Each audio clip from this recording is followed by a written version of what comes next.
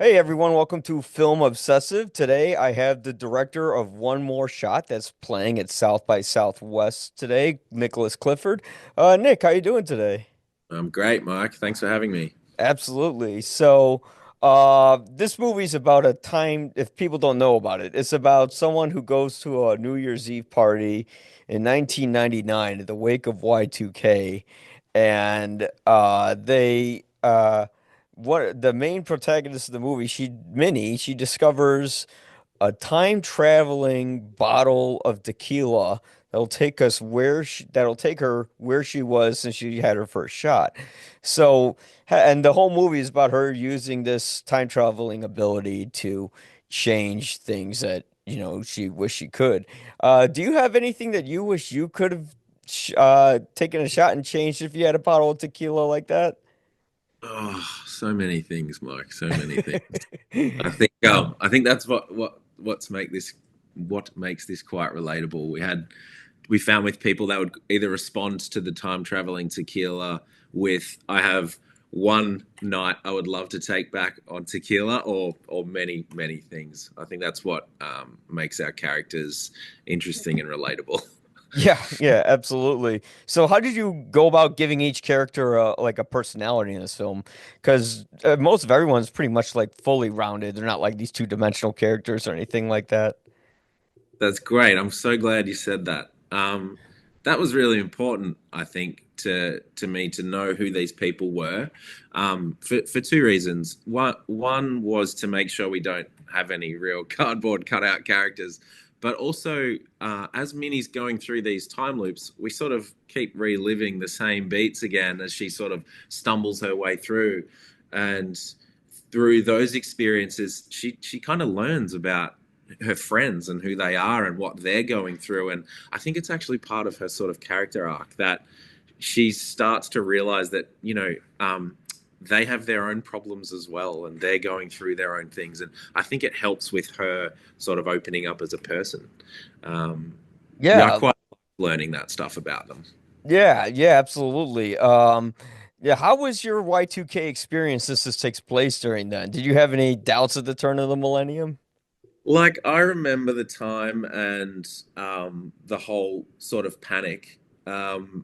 One thing, I guess, for us recently going through in the beginning of the film, there's we grabbed little sound bites and little snippets and little recordings from the time, which it was really quite fun and a bit traumatic going through all of that because of COVID. It sort of Yeah. reminded us of that time where um, people were genuinely thinking that the world was going to come to an end at the time and everything was going to shut down. And within our film, we've got some characters who don't believe it, some characters who kind of believe it, a character who really believes it. Yeah. And I think that's a great cross section of sort of Y2K at the time. Yeah, it's amazing because like I wish we could have a bottle of tequila during COVID and someone could have stopped it from spreading, but if only. Yeah. Yeah, Do you have like a favorite time loop film that helped you kind of shape this movie? that is a good question. Look, I watched all of them basically, and I enjoy them. I quite like the mechanic, the sort of plot device. I probably don't have a favorite, but what we tried to do with this was make it not just a repeat of what's been done. And a way we did that, which is quite fun with this device, is that she has the power in her hands. So, quite often with time loop movies, the character is at the mercy of it and not really in control of it. And it's just a reset device when you die or whatever. Whereas with this, what was quite fun was she is in complete control of the reset, but she only has a certain amount of resets, to use. So it was interesting to sort of see that and the character collide because she's a little flippant with some of the resets with the power in her hands. So I quite like that point of difference with one more shot. Yeah, was the idea of time traveling tequila like a lightning in a bottle that you came up with, or was it something the writers, Gregory Ernstein and Alice Fulcher, did they come up with that and just pitch it to you? Yeah, so we started with the original concept. it was beer originally, and Alice and Greg came back with the idea of making it the bottle, and we went from there. So it was really, it was a really interesting way we went from. I can't even imagine what it would have been like if it stayed as beer, if they had to carry this slab of beer around and do a can each time. So yeah, it was a cool idea that sort of shrunk the whole thing down into a little tequila bottle. Oh, nice. So was that kind of like one of the things that changed while you guys were filming? Like what elements changed during the production that altered from the script, if any? Oh, wow. Yeah. I'm pretty I'd say hands-on in development. So we did lots of sessions in the room with the writers, and just dial turning and tweaking things and trying things. Um, and then from there, it was, the same process with the actors where they would question things or what does this mean? And so I'm always open to just whatever makes it better, really. So we'd go through a development process with the writers, and then we go through a similar, much smaller process with the actors where I'm open to explore ideas, and we did a little bit of that. And then when we get to editing as well, again, it's the same conversations of this. The story just keeps growing and changing and evolving, and I'm open to that. Like I think that's a part of the process. Yeah. How was the audition process with the film? What made you land on the cast that you had? Yeah, cool. So what was really important to me was we got actors that were going to be able to bring honesty to it and make sure the stakes always felt real. And so we needed to find actors that could bring that, and play the situations genuinely. And so for Emily, she's an amazing actor, and I had no doubt she would be able to do it. She's quite funny, but also brings this sort of honesty to each situation that, and you can see it in Minnie that the situation she's in, they're quite wild and quite Yeah. varied and very different. But it's for her, for the character, it's always real, and that was really important. And then it was about surrounding her with other really talented people that would be able to, be in that moment with her. And there's plenty of great examples of that, but there's a couple of scenes that pop up in my mind right now. One is with Rodney when they're sort of fighting over the bottle, and for them, it's just this really life or death situation. Um, so it was important that we got actors that were going to keep it kind of grounded. Yeah. Yeah. What challenges did you face when making the film, and how did you overcome them? Oh, so many challenges, Mike. So many challenges. We're a pretty small production, in the grand scheme of things, but um, I think we tried to balance, the art and science of it all. And I was always sort of trying to prioritize performance. So making sure we had time to actually get the takes and work scenes, which we did. I sort of took a limitation of what might be, my resources. And I tried to just flip it into you trying to use it. So not going too big with stuff, keeping it kind of all about Minnie and all about that character and all about her journey, and sort of shrinking the world down a little bit.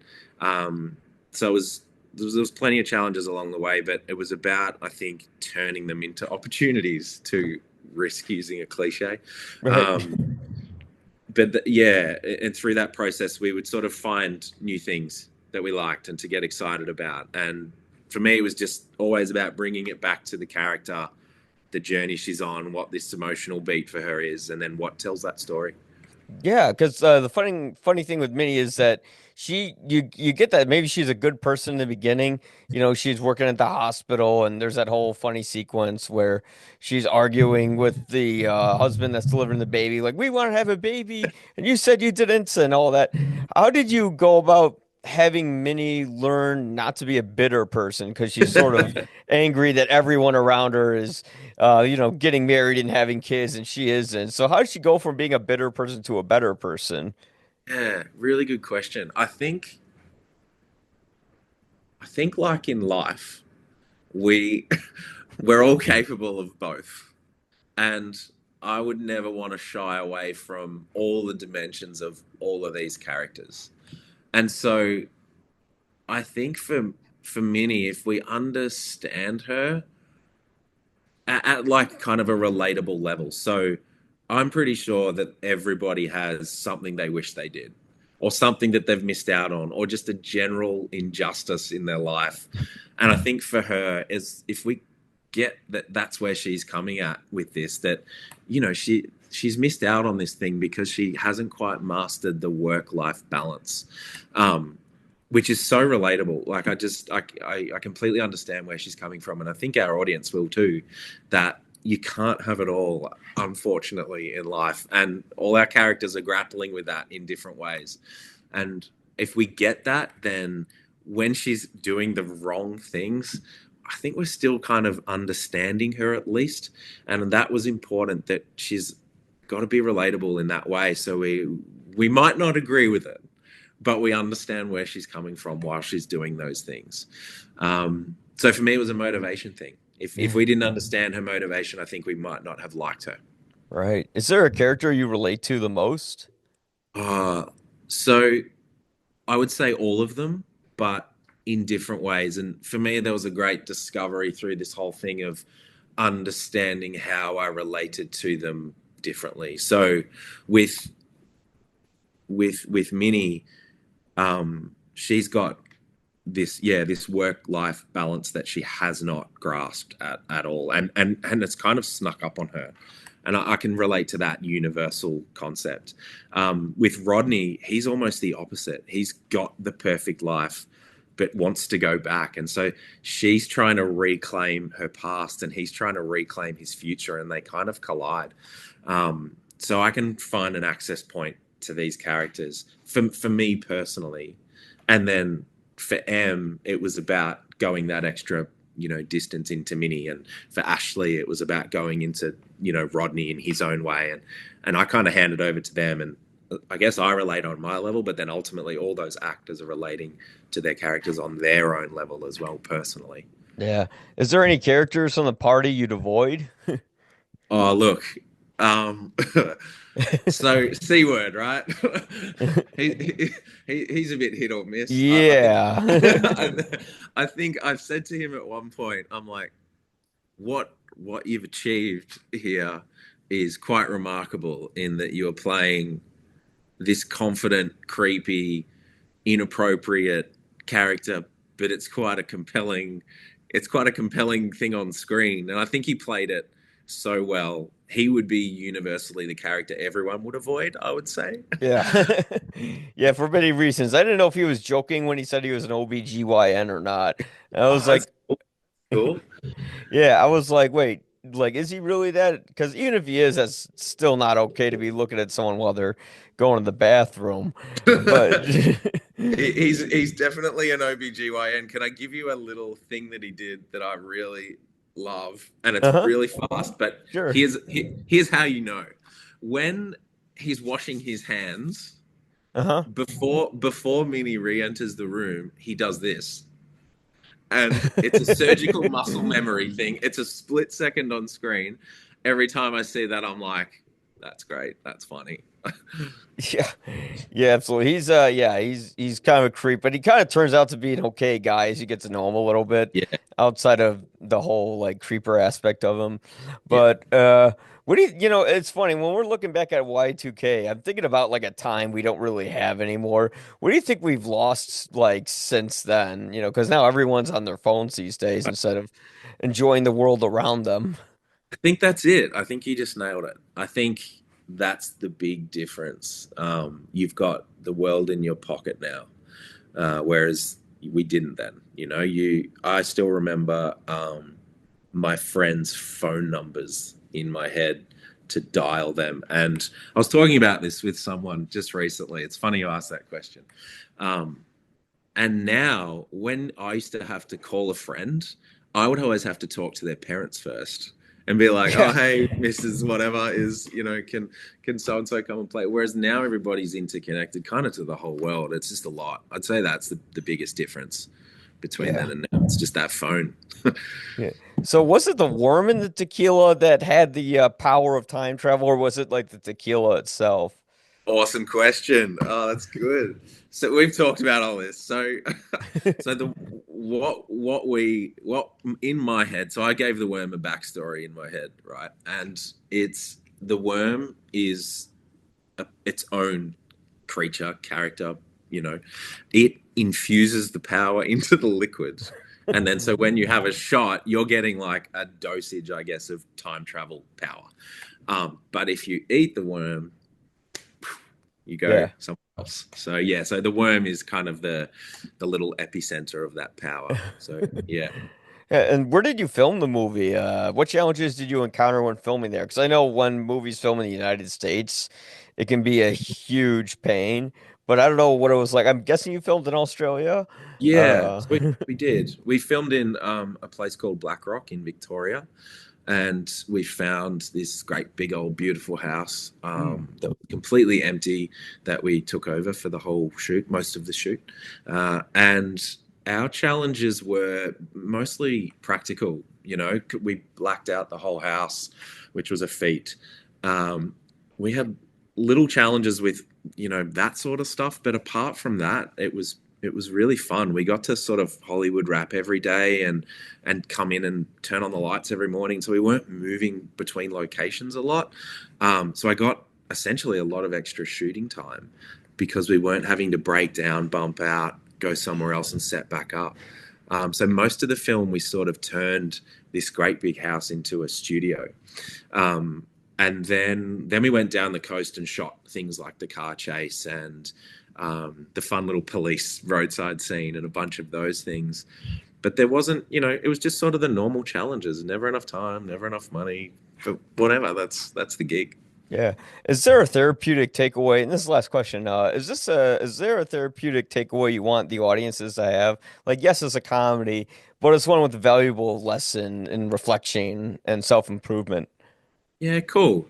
Yeah, I always sort of see it as a um, for Minnie, it's a there's a moment where she up until so there's sort of the whole first chunk of the film where she's really aggressively trying to get what she wants and at sort of all costs. Like she rocks up to this costume party, she's not even wearing a costume, she's just there for Joe, and that's it. She doesn't really care about anyone or anything. And but at one point she helps Rodney by taking him back.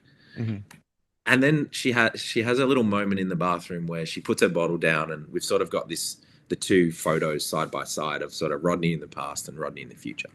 And I think that's Minnie comes out of that room a slightly changed person, and from that moment on, she sort of starts doing things for other people, and they're very small little things, but I think that's her real moment of transformation. And then it what was important with this film too is it's not like put a ribbon on it. So she's got these big issues that she's trying to work through. We never wanted to solve them. It was about grasping like the reality of these great big challenges in life with family, having children, finding the dream job, like all that stuff is, yeah, like sometimes it just doesn't work out, and that's okay. And we never wanted her to be better. We wanted her to be like taken one little step on the path to maybe it'll be all right. Mm. And we tried to kind of land her in a place that was, you know, the future's going to be okay. You don't have to forget all this stuff that didn't work out. It's just a part of who you are now. Yeah, absolutely. Well, thank you so much for doing this. The movie is One More Shot. The director is Nicholas Clifford. I had a blast watching it. My Oh, review will be up along with all the other capsule reviews I'm doing. But no, thank you for doing this. And is there anything you wanted to add before we go? no, I'd just like to say thank you to everyone who checks it out at South by Southwest. Come check it out. Yeah. And what days is it playing at South by Southwest? The 7th Mhm. at about 3:30 in the afternoon, and then we're playing on I think the 12th. Let me just check that. I should know these things off the top of my head. Let me just try that one more time. Yes, we're Yeah, playing the 12th. on the 7th. Yeah, the 7th at 3 o'clock in the afternoon, and then the 12th at 10 p.m., both at the Violet Crown. All right. Well, thanks so much for doing this, folks. And if you enjoyed what you see, go to Film Obsessive to check out more coverage from South by Southwest and other movies. So, yeah, have a good one, guys.